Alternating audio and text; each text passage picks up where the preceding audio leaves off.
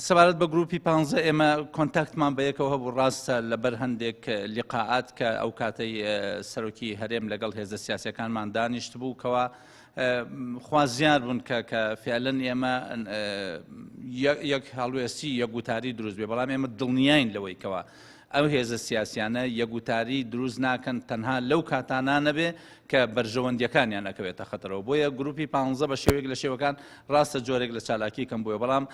دووبارە لە دوای یاسای هەڵبژاردنەکان و لە ناوەڕاستی یاسای هەڵبژاردنەکانە دیسان خۆی کۆ کردوتەوە و ئێستا کۆبنەوەی بەردەواممان هەیەوە لەگەڵ هێزە سیاسی عێراقیەکان دانیشتین و ڕایشمان جیاواز بوو لەو قانونی قەرزا، بەڵام بە شێوەیەک لە شێوەکان فرسەتێکماندا بۆەوەی بزانین ئەم هێزە سیاسیانەی هەرێم هەمان مامەڵەی پێشوەکەن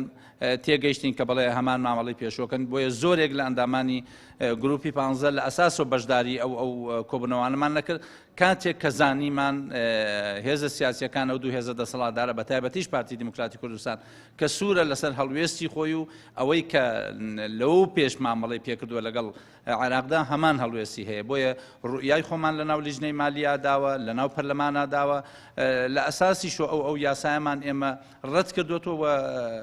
کۆمنتمان هەبوو، مداخلەمان هەبوو لە ناو پەرلەمانە.